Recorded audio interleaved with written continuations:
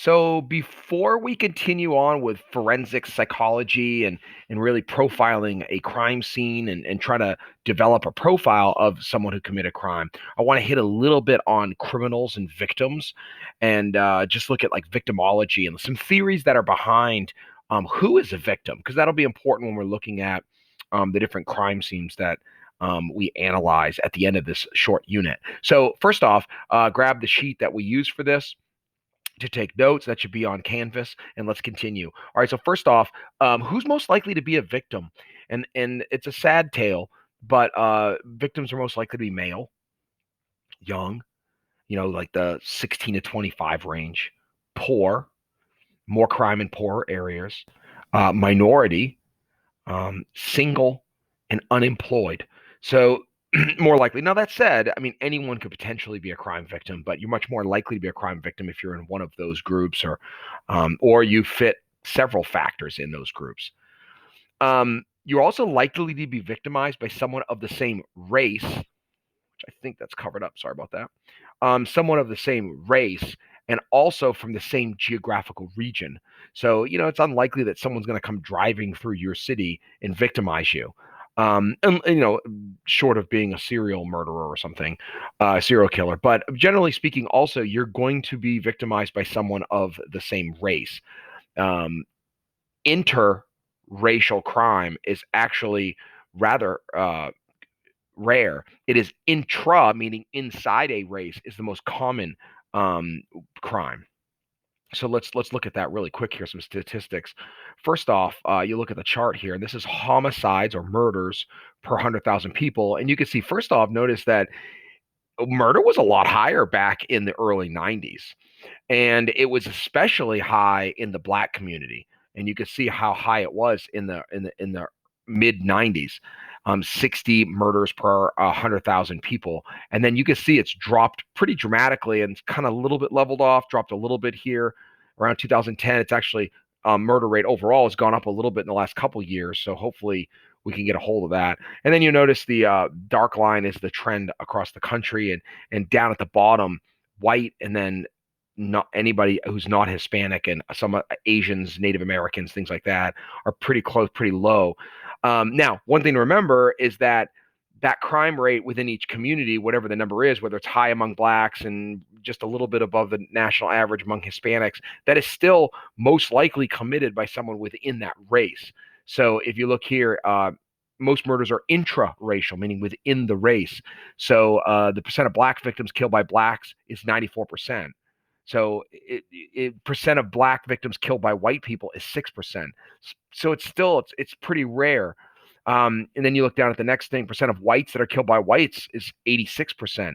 So we could see that, like, for the most part, crime is something that is within a race. And sometimes the media portrays things in such that you'd think otherwise, but the reality is that those are more the exceptions when a white person is killing a black person, or black person killing a white person. That's much more the exception than the rule, for sure. This is the Salem crime rates. Just kind of thought this was interesting to look at. This is per 1,000 residents of Salem. So the number of violent crimes, there's 25 violent crimes in Salem for every 1,000 residents. That's a crime rate of 0.97. I'm sorry, 25 violent crimes in the whole city, for the whole city. And that's a crime rate of 0.97. So that's one violent crime basically per 1,000 people. So very, very low percent that you're going to have a violent crime committed against you in Salem. And then property crimes, there were 506 property crimes for the year that they looked at. And that's 19 or just under 20 property crimes or theft of some sort in Salem per 1,000 residents. That's pretty low, though. I mean, 20 property crimes per 1,000 people is still pretty low. And then you can look at it compared to Virginia and the most highest crime rate in the state, which is Portsmouth. So Virginia, it's like 2, where Salem's 1 for violent crime. So Virginia's half violent crime rate of Virginia, and in Portsmouth is 7. So it's 7 times higher in Portsmouth. And then property crime is actually a little lower for the state of Virginia. Salem's slightly above it. And then it's 57.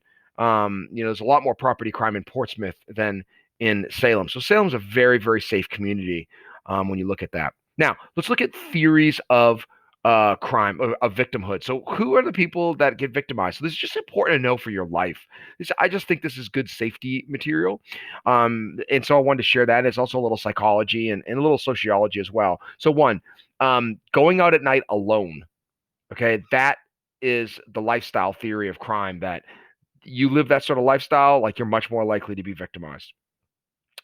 Next, high living in high risk or visiting, I should say, high risk locations in times. So going into an area where crime is more likely to happen at a bad time, then you're more likely to have be a victim of crime. So you got to be careful. You don't want to go to a dangerous place, at midnight.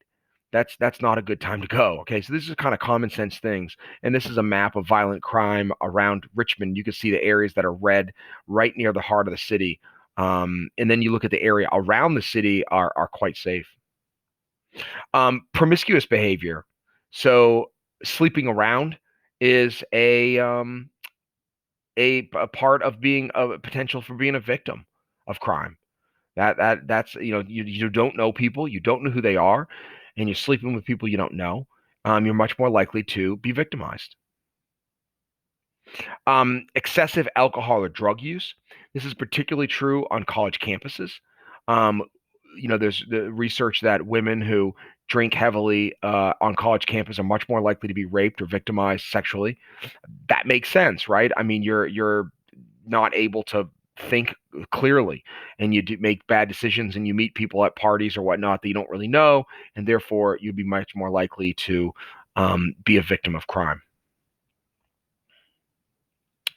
If you have friends that are already felons. So like if you hang out with people who have criminal backgrounds, don't be surprised when you end up being victimized yourself, probably by them. I mean, let's be clear about that.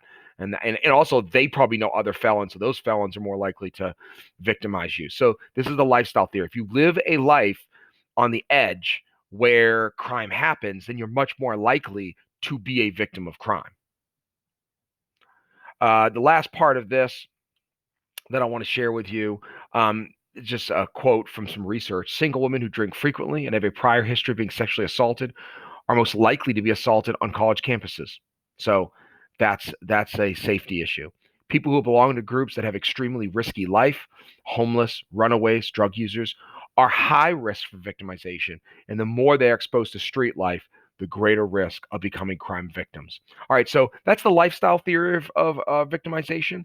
So keep that in mind. Do the read over it a couple times, do the practice, and good to go. Thanks.